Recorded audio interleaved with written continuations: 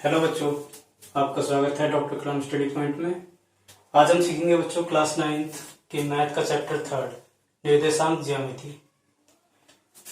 निर्देशांक ज्यामिति में बच्चों हम एक्स और वाई को लेके सॉल्व करते हैं। ऐसा हम एक ग्राफ बनाते हैं। ये जो पॉइंट है ये मूल बिंदु है।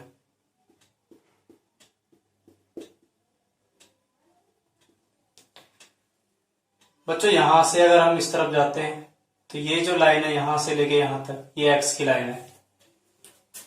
यहां से आगे जा रहे हैं तो ये एक्स पॉजिटिव होगा, इधर आएंगे ये एक्स नेगेटिव होगा।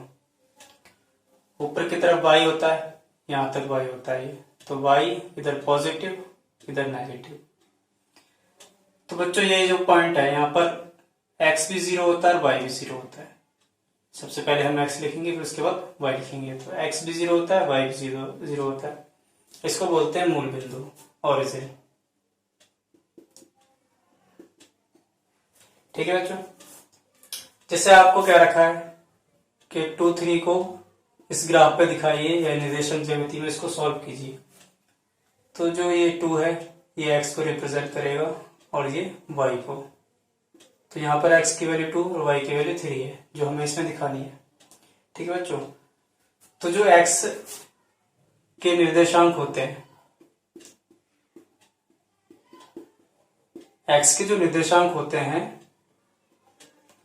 उनको हम भुज बोलते हैं। ठीक है, और जो y के निर्देशांक होते हैं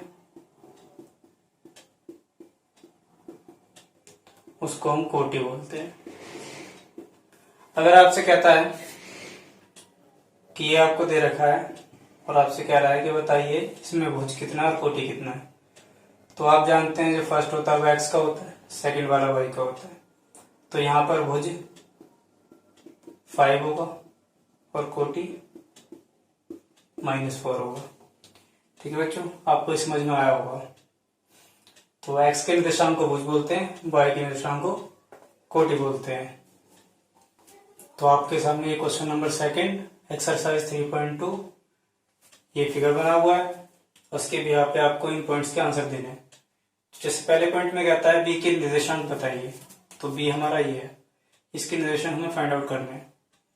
तो जैसा मैंने आपको बताया कि अगर हमें किसी के भी निर्देशांक निकाल लें तो उसमें सबसे पहले हम एक्स उसके बाद वाई को देखेंगे। तो यहाँ पर हम देखेंगे एक्स की वैल्यू क्या है -5 और वाई की वैल्यू कितनी है 2। यानी जो बी के निर्देशांक हैं वो हैं -5 एंड +2। सी के निर्देशांक पूछ रहा है, तो इसमें देखिए सी कहां पर है, ये है। अब सी के लिए एक्स की वैल्यू कितनी है 5 और वाई की वैल्यू -5। तो जो सी के निर्देशांक हैं वो 5 और -5 होंगे। अब क्या था तीसरे पॉइंट में कि -3 और -5 के लिए बिंदु कौन सा है, -3 और -5, यानी x का -3 होगा, ये रहा x का -3, y का -5 होगा। तो ये दोनों कहाँ मीट कर रहे हैं, e पर। तो इनके लिए जो बिंदु है वो कौन सा है, e। तो इनके लिए जो बिंदु है वो है e। आगे कहता है कि 2 और -4 के लिए बिंदु बताइए। 2 और -4 के लिए बिंदु कहाँ मीट कर रहे हैं, g पर। तो इनके लिए जो बिंदु होगा वो होगा g। कह रहा d का भुज बताइए। तो मैंने आपको जैसे बताया था कि भुज निकालने का मतलब x का निर्देशांक होता है, तो आपको पहले d देखना है कहां पर है, d है। तो आप ये देखिए कि d में जो x की वैल्यू है कितनी है 6 है, इसलिए इसका भुज क्या होगा 6 होगा। h के निर्देशांक पूछे जा रहे हैं, h कहां पर है, ये रहा। h में x की वैल्यू -5 और y की वैल्यू -3, इसके निर्देशांक है -5 एंड -3। l के निर्देशांक पूछे जा रहे हैं, तो बच्चों आप देखिए यार पॉइंट ये रहा, एल पे सिर्फ y की वैल्यू दे रखी है, x की नहीं है। जब x की वैल्यू नहीं है तो 0 होगी वो, तो x 0 है और y 5 है। इसी तरह m के निर्देशांक, m में x की वैल्यू दे रखी है -3 और x एक्सिस पर है, यानी जब x एक्सिस पर होगा तो y की वैल्यू 0 होगी और y एक्सिस पर होगा तो x की वैल्यू 0 होगी। तो यहाँ पर x की वैल्यू -3 और y की वैल्यू 0 होगी। तो ये हमारे 8 पॉइंट थे जो हमने सॉल्व किए। उम्मीद है आपको ये पॉइंट समझ में आया होंगे। आइए बच्चों इसमें हम कुछ और आगे बढ़ते हैं, कुछ और नया सीखते हैं।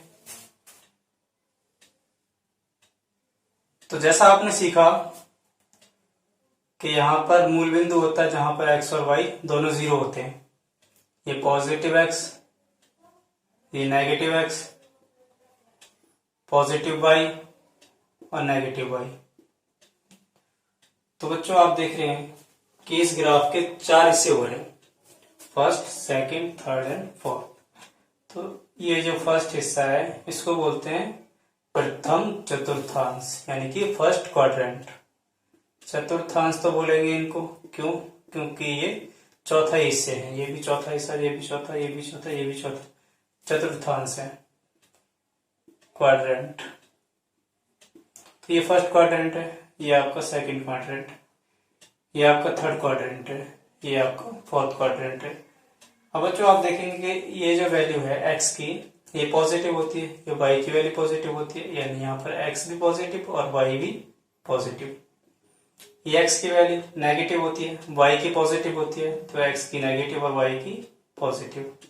इसमें आते हैं, इसमें x हमारा नेगेटिव, y भी नेगेटिव, इसमें दोनों ही नेगेटिव होते हैं। जब इसमें हम आएंगे तो हमारा x तो पॉजिटिव और y negative, x positive y negative. अब अगर आपसे क्वेश्चन डायरेक्ट पूछा जाता है कि बताइए -5 और -2 कौन से क्वाड्रेंट में है, किस चतुर्थांश में है, तो आप जानेंगे कि दोनों ही माइनस के थर्ड क्वाड्रेंट में होते हैं। इसका मतलब ये तीसरे चतुर्थांश के हिस्से हैं या तीसरे चतुर्थांश में आएंगे। तो आप ऐसे क्वेश्चनों को आराम से बता सकते हैं जब आपको ये याद रहेंगे पहले चतुर्थांश में दोनों ही पॉजिटिव, दूसरे में x नेगेटिव और y पॉजिटिव, तीसरे में x नेगेटिव y भी नेगेटिव और चौथे में x पॉजिटिव y नेगेटिव। ठीक है बच्चों, बस इसमें आपको एक चीज याद रखनी है कि जब भी निर्देशांक आप लिखेंगे तो उसमें फर्स्ट जो होगा वो x होगा और सेकंड जो होगा वो y होगा, हमेशा उल्टा नहीं करना। यानी अगर आप ये लिख रहे हो तो ये हमेशा x ही रहेगा और ये y ही रहेगा, क्योंकि फर्स्ट जो निर्देशांक होता है वो x का, दूसरा y का। अब आपसे पूछा जाता है कि बताइए ऐसे निर्देशांक दे रखे हैं तो भुज बताइए, तो ये x का, इसलिए ये भुज हो गया और ये कोटि हो गया। तो ये हमारा भुज एब्सिसा और ये कोटि ऑर्डिनेट। ठीक है बच्चों, तो बच्चों ये आपका पहला क्वेश्चन। इसमें क्या रहा है कि आपको ये पॉइंट दे रखे हैं और पहचानना है कि किस चतुर्थांश में है या फिर किस अक्ष पर है। तो मैंने आपको चतुर्थांश के लिए बता ही दिया कि अगर दोनों ही पॉजिटिव हों तो फर्स्ट चतुर्थांश में पहला नेगेटिव दूसरा पॉजिटिव, सेकंड चतुर्थांश में अगर दोनों ही नेगेटिव थर्ड चतुर्थांश में, अगर पहला पॉजिटिव दूसरा नेगेटिव तो फोर्थ चतुर्थांश में। ये आपको याद रखना है। ठीक है बच्चों, और अगर याद रखना x की वैल्यू कुछ दे रखी और y की वैल्यू 0 हो, x की वैल्यू कुछ दे रखी हो और y की वैल्यू 0 हो, तो जो x का पॉइंट है वो x लाइन के ऊपर ही होगा। यानी अगर y की वैल्यू 0 आ रही है तो इसके जो निर्देशांक होंगे वो कहाँ होंगे, x एक्सिस पर, यानी x अक्ष पर। ठीक है, जैसे मैं कहता हूँ 5 और 0 कहाँ होंगे, तो भाई अगर ऐसे लिखा जाए तो 5 तो यहाँ होगा और 0 यहाँ होगा, तो ये आ कहाँ रहे, x एक्सिस पर आ रहे। ठीक है, अगर आपसे कहता है कि y की वैल्यू कुछ है लेकिन x की 0 है, तो सिंपल से समझिए कि x तो 0 रहेगा और y की वैल्यू कुछ होगी, y पे आएगी। सपोज 0 5 है और y कितना है 5, तो कौन सी लाइन पे आ रहा है ये, y एक्सिस पे। यानी जब कभी x 0 हो और y की वैल्यू दे रखी हो तो किस पे आएगा, y एक्स पर। ठीक है बच्चों, अब इनके आंसर देते हैं। जैसे कह रहा है -2 एंड प्लस का 4 कहाँ होगा, तो पहला माइनस का दूसरा प्लस का कौन से में, सेकंड क्वाड्रेंट में, सेकंड में होगा। और पहला प्लस का दूसरा माइनस का,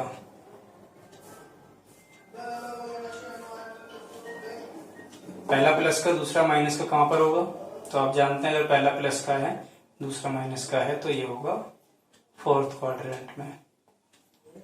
-1 एंड 0 एक्स की वैल्यू दे रखी है, वाई की 0 है। कौन से एक्सिस पर होगा? एक्स एक्सिस पर, यानी एक्स अक्ष पर। अगर कहता है कि 1 और 2 है, यानी एक्स भी पॉजिटिव और वाई भी पॉजिटिव, तो कौन से क्वाड्रेंट में होगा? फर्स्ट क्वाड्रेंट में। अगर x -3 y -5 है, यानी दोनों ही नेगेटिव है, तो ये कौन से क्वाड्रेंट में होंगे? थर्ड क्वाड्रेंट में। तो आपने यहाँ पे सीखा कि हम कैसे पता करते हैं कि कौन सा नंबर या कौन से निर्देशांक पहले चतुर्थांश में है, दूसरे में, तीसरे में, चौथे में, या फिर कौन से एक्सिस पर है। ठीक है बच्चों, तो ये आपका पहला क्वेश्चन।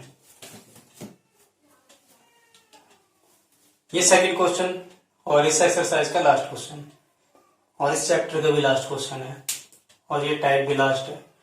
तो इसमें कह रहा है कि अगर हमें ये निर्देशांक दे रखे हैं एक्स और वाई की वैल्यू के साथ, तो इसका एक ग्राफ बनाइए, इसको कार्तीय तल या निर्देशांक ज्यामिति में निरूपित कीजिए। तो बच्चों देखो, हमें एक्स और वाई दो लाइनें लेनी है। एक्स पर जो पॉसिबल वैल्यूज हैं वो ये है, यानी मैक्सिमम 3 तक है, और वाई पर 8 तक है। तो करते हैं इसको ऐसे ही। बस आपको एक चीज ध्यान रखनी है, जब आप ग्राफ बनाएंगे तो ग्राफ पेपर का यूज कीजिए ताकि आपको आसानी हो। और आप जो इसके बीच की डिस्टेंस लेंगे, वो सेम यूनिट में होनी चाहिए। यानी अगर आप यहाँ पर 0 के बाद 1 लेते हैं, 2 लेते हैं, अगर आप यहाँ पे 1 सेंटीमीटर का डिफरेंस रखते हैं, तो आगे जब भी आप इधर कहीं भी 1 2 लेंगे तो वो 1 सेंटीमीटर का डिफरेंस लेना चाहिए। डिफरेंस अलग होगा तो दिक्कत होगी, अलग नहीं होना चाहिए, गलत हो जाएगा सवाल। तो जो आप यूनिट लेंगे वो सेम होनी चाहिए। ठीक है बच्चों, तो 0 एक्स में 1 2 3। यहाँ पर मैं आपको समझाने के लिए सिर्फ बोर्ड पर समझा रहा हूँ, बाकी इसकी क्लैरिटी जो आएगी वो ग्राफ पेपर पे आएगी। तो आप इसको ग्राफ पेपर जरूर ट्राई कीजिए। -3। आगे y की वैल्यू 8 तक है। 1 2 3 4 5 6 7 8, ये हमारा y है। -1 -2 -3 बहुत है, क्योंकि y में मैक्सिमम माइनस में 1.25 तक ही है। तो ये हमारा है x का, ये हमारा x नेगेटिव है, वो y है, ये y नेगेटिव है। तो इनको दिखा देते हैं, जैसे कि पहला ग्रुप क्या, -2 और 8, -2 और 8, ये वाला होगा -2 और 8। ठीक है बच्चों, आगे है -1 और 7, -1 और 7।